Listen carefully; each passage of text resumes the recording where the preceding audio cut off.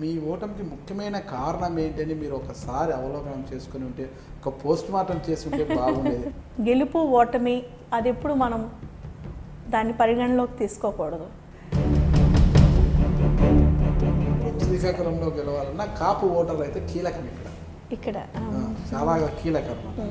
ఈసారి మళ్ళీ మీ స్టెప్ ఎలా ఉండబోతుంది? కాపులను ఆకట్టుకునేందుకు ఏం చేస్తున్నారు? నేనైతే జిల్లా అంతా పనిచేస్తూ ఉన్నానండి.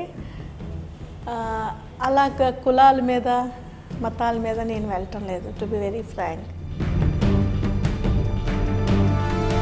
పురుషాధిక్యము ఈ రాజకీయాల్లో, ఇంత పురుషుల డామినేషన్ ఉన్న రాజకీయాల్లో ఎలా రాణించాలనుకున్నారు మీరు? అసలుకి ఎలా రాణిస్తున్నారు?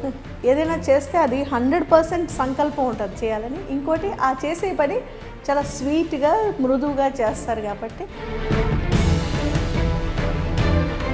పవన్ కళ్యాణ్ ద్వారానే అది అంత పెద్దగా ఫోకస్ అయింది అన్నది అవాస్తవం అంటారా? పవన్ కళ్యాణ్ మీటింగ్ అనేది అది కేవలం ఒక ఆర్భాటం, ప్రచారం. అది ఒట్టినే వాళ్ళు పెట్టారు కానీ దాని తర్వాత ఎటువంటి అది ఆయన ఏదో వచ్చారు మాట్లాడాం. మేము గత సేవ చేయాలి, నిజంగా పేద ప్రజల ఇళ్ళ ముంగిటికి వెళ్ళి వాళ్ళకి సర్వీస్ చేయాలి అన్న భావన ఎవరుకుంటారు? నిజంగా చెప్పండి. హార్ట్ టచింగ్ అంటే నేను ఇక్కడ ఉండిపోతున్నాను. మరి నా ఫ్యామిలీ నేను కావాలని ఒక లక్ష్యంతో ఉంటున్నారు కానీ నిజంగా పేద ప్రజలకు సేవ చేయాలనుకుంటున్నారు. మరి నేను అది అయిన తర్వాత నేనేం చేస్తాను చెప్పండి? నేను అవేం చూడలేదు ఆ కంఫర్ట్స్. గౌతు శ్యామ్ సుందర్ శివాజీ వాళ్ళ రాజకీయాలు ఎక్కువైపోయినాయని చెప్తున్నారు. ఆఫ్ షోర్ అనే రిజర్వాయర్కి సంబంధించి ఆ చుట్టుపక్కల కూడా రైతులతో బలవంతంగా భూములు లేకుండా భూములు కొనుగోలు చేయడము, ఇలాంటి కార్యక్రమాలన్నీ కూడా చేస్తున్నారు. వీటన్నిటి మీద కూడా ఒక జిల్లా అధ్యక్షురాలుగా మీరు ఎలాంటి స్టెప్ తీసుకుంటారు? ఇక్కడ జిల్లా తెలుగుదేశం నాయకులు కేవలం ప్రచార ఆర్భాటాలు, వాళ్ళ తాలూకు స్వప్రయోజనాల కోసం వర్క్ చేసుకుంటున్నారు. కానీ రైతులు ఇప్పుడు వాళ్ళ దగ్గర కూలీల కన్నా ఘోరంగా అయిపోయారు. ఫ్రీడమ్ ఫైటర్ అయినా వాళ్ళ కుటుంబంలో ఉన్న అల్లుడు గారు ఇంత భయంకరమైనటువంటి అరాచకంకి మేము పాల్పడతామని మేము ఎప్పుడు అనుకోలేదని మొత్తం పలాస టౌన్లో వ్యాపారస్తులు చాలా చాలా లచ్చన్న కుటుంబాన్ని ఢీకొనే అంత సమర్థుడు మీకు ఎక్కడ ఉన్నారు? ఆయన ఒక మత్స్యకార కుటుంబానికి చెందిన వ్యక్తి, డాక్టర్. ఆయన కష్టపడి, ఆయనకి ఇంట్రెస్ట్ ఉంది, ఆయన పనిచేస్తున్నాడు.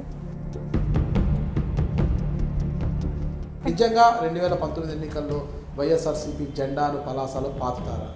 ఈ 2019లో తప్పకుండా వైఎస్ఆర్సీపీ పార్టీ అక్కడ జెండా పాతుతాం. ఖచ్చితంగా. ఎందుకంటే ఇప్పుడు జరుగుతున్న అవినీతి, అరాచకం అనేది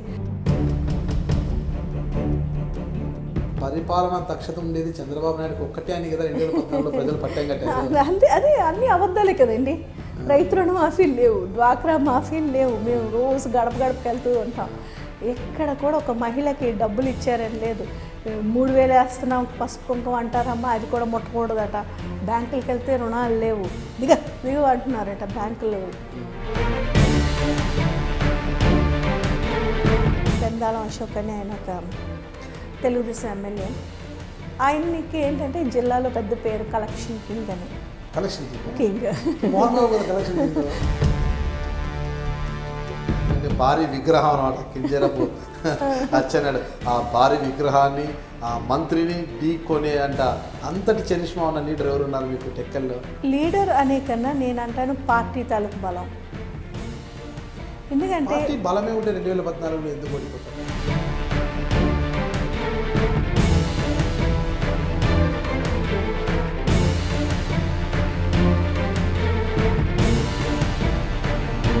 Hi, I'm Reddy Shanti.